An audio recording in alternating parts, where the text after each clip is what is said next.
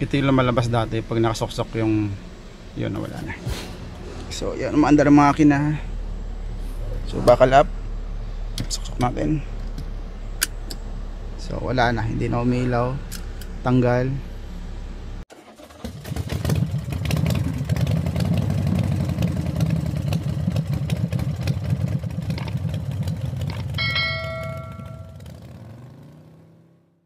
Hello guys, welcome sa King Auto Electrics. So ating check tong unit na to. Bali Chevrolet Impala. Itong unit. So ang kina-complain daw nito ay na check airbag light. Airbag light on off every time daw, or ano ba nakalagay? From time to time daw. May ilaw yung on off yung airbag light. So check natin to anong issue nito. So sa ngayon wala naman siyang umilaw sa dashboard So bali ano lang yan sa seatbelt, ang blinking na yan. So yung airbag light wala, di umiilaw.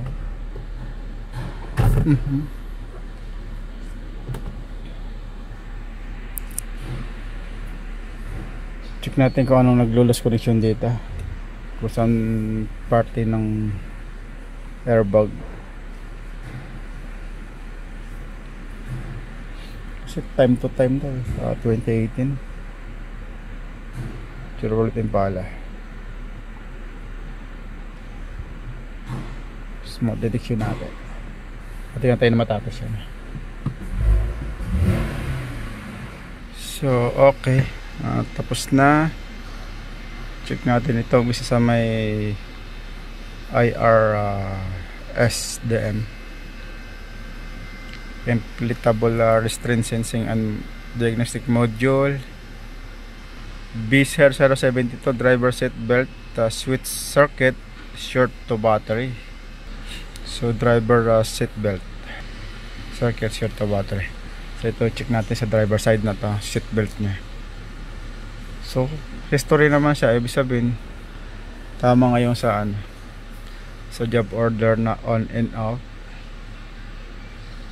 So electronic control unit, hardware internal, check some error. So amplifier naman to. Ito lang tayo, focus tayo dito sa sa airbag. Implementable restraint sensing na to. So check ko muna ito sa driver side, seat belt. Yung gulagulawin natin. So bali dito ang issue, pag sinusuksok ko tong seat belt dito sa pretensioner na to, yan umiilaw yung airbag light. So bali dito sa scanner ay naka history. So current siya naka-current. So pag tinanggal ko to, so mawawala dun yung airbag light. Try natin to, refresh natin. So nag-history siya, kaya pala time to time. Ibig sabihin time to time pag ginagamit niya tong ayan may ilaw tuwing sinosok-sok niya to yung sa airbag, yung sa pretensioner na to. Ayan so try ko to tanggalin. Kahit hindi mo ito sok-sok yung sa airbag, yung belt nya, kahit hindi mo ipasok to dito, pag dinian mo lang yan nag-alarm, may ilaw yung airbag light, mawala yan nawala. Dinang ka ulit, lalabas yung ilaw, magbabuzzer yan magbabuzzer. So try ko tanggalin, buksan ko anong makikita ko dito. So ito, tanggal ko na. Try kong biyakin to kung mabibiyak ko. Tingnan natin kung anong meron sa loob. So ayan, okay naman yung switch. Pag dito sa labas, yan, meron continuity. Pag press ko to,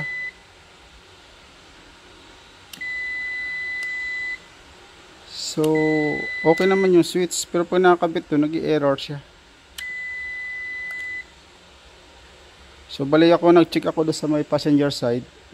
Yan itong switch na to.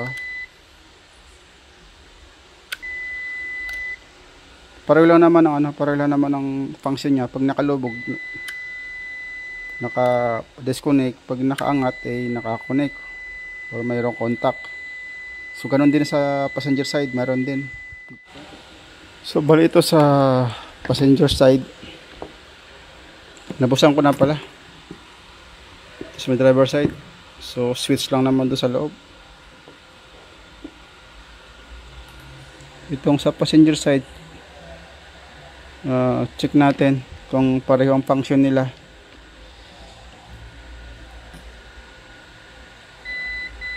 Yan, pareho lang. Pag nakalubog, pag may nakasalpak na sa loob,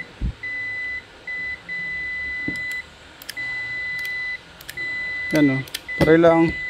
So subukan ko pagpapalitin doon yung ito na sa may passenger side, driver side. Yan, ito galing na to sa galing na to sa passenger side. So pag i-press ko, iilo doon ng airbag. So yan, pag nakatanggal, so mawawala. Sabihin buo yung switch na to, yung pretensioner. Yan, pag nakalubog, yan nag-warning na naman siya. So buo yung switch.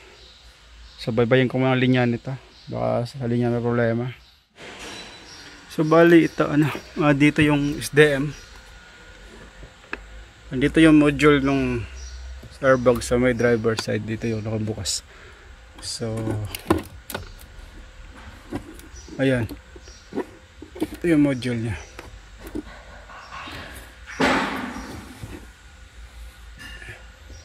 Ito yung module, lalim ito. So tinanggal ko yung masakit. So malamang buo yung, pero hindi ko pa na-check yung wire kung kung walang putol. Pero sure ako dito na buo yung wire. So ngayon check natin. So nakakabit yung dulo ito. Check natin dito kung saan na magbabasa. Yan buo. So lipat ko sa kabila. Isang butas.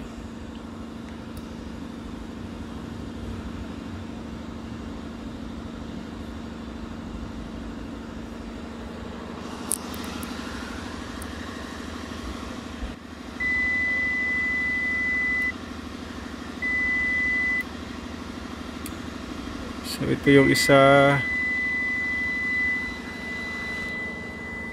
kanina, balikan ko yung kanina.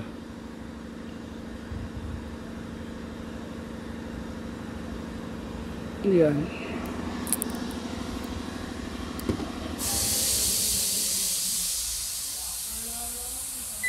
Yan. Ito. So buo yung wire nila, hindi putol. So anong may issue? SDM module, kasi buo doon, papunta sa module. Magpapalit tayo ng module na yan. So update ko lang kayo pag dumating yung module sa program natin. Puprogram pa kasi yan pag nagpalit ng bago. So bali ito na dumating na yung ating, ito yung luma. So tanggal ko yung luma. So nag-order ako ng bagong SDM or airbag module. So ito na yung bago, dumating na. So ito yung bago. So ito yung kakabit natin, tapos ipo-program natin. So kakabit ko muna dun sa side na yan. So ayan, magpo-program na tayo. So gamit pa yung multiple diagnostic interface or MDI. So ayan, umilaw yung sa airbag. So hindi pa yan hindi pa yan na program. So kailangan tayong program sa loob tayong opisina kasi hindi gumagana yung laptop namin. So bali ito yung kanyang WIP number. So dito sa job card na to, bali 5 digit yan. So kaya yung WIP number, so isulat dito, i-type natin yung 5 digit number. So kahit anong number basta 5 digit. Tapos sure natin yung bin number nito kung pareho sa itong bin number na ta, pareho sa unit yung bin number niya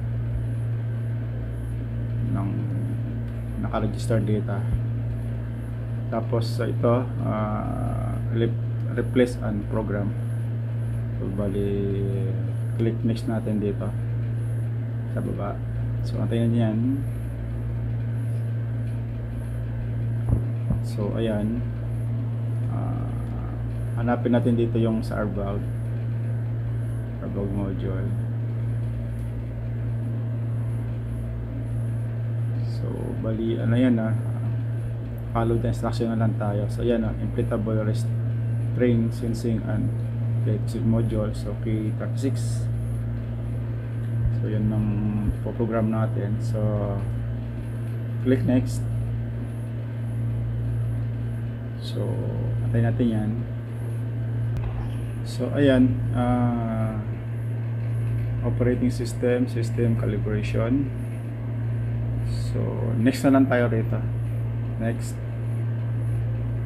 Tapos yung lalabas, next ulit, start programming.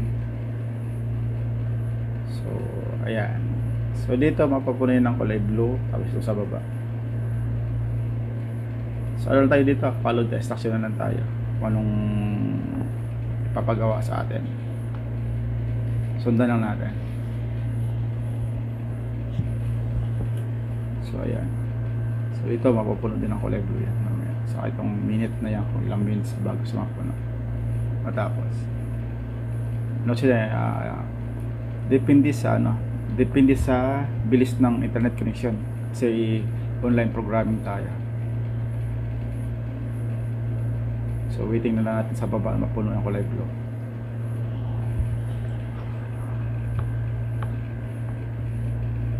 So ayan, please wait.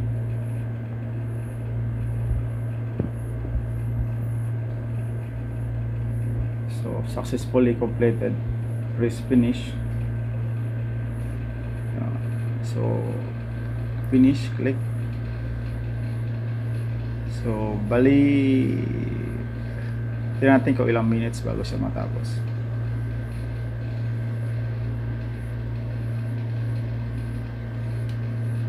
Yan, mapupuno yan dito yung bullet. So ayan, 16 nagsimula, sa 18 yan, pababa, countdown natin kung ilang minutes siya titigil. So naka 9 minutes and 29 seconds.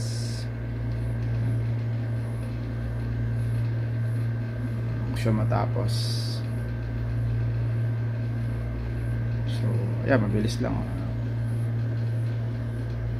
So ignition, turn the ignition on. Okay, so naka-on naman yung ignition natin.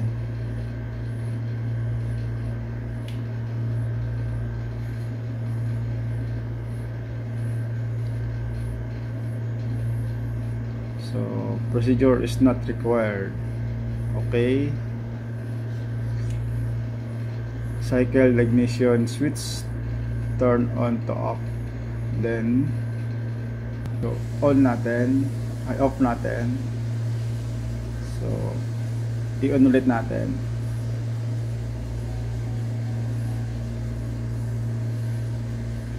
So ayan, so balik sa loob. So ayan, then okay. procedures complete. So place the vehicle on flat level surface and remove all existing weight. So next,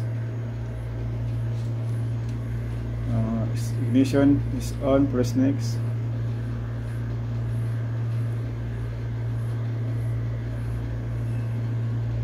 Please wait 5 seconds. Okay,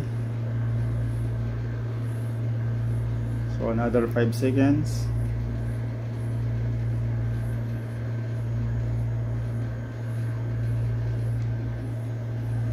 Okay, successfully completed. Press next to put the vehicle flat level surface. Remove.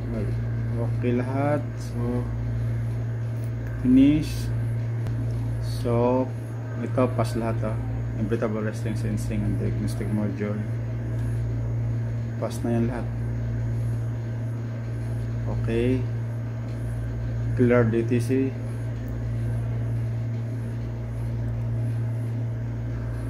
So wait natin matapos yan, tapos punta tayo sa sasakyan, sa unit. So okay, DTC has been successfully cleared. So okay, tapos na yung program natin. So start ko. So wala na yung, hindi na umila yung airbag doon, airbag light. So mamaya ko na paanda rin. So ang issue nito, pag nakasuksok ito, pag nakabuckle up, umilaw yung airbag. So wala na, hindi na umilaw. So unbuckle ko, tanggalin ko. So ito lang umiilaw, yung indicator nung sa seat belt, sa buckle niya, sa switch. Suksok ko. So wala.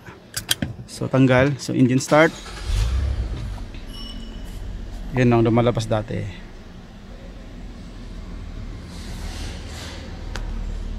So yan, umaandar ang makina. So buckle up. Suksok natin. So wala na, hindi na umilaw. Tanggal.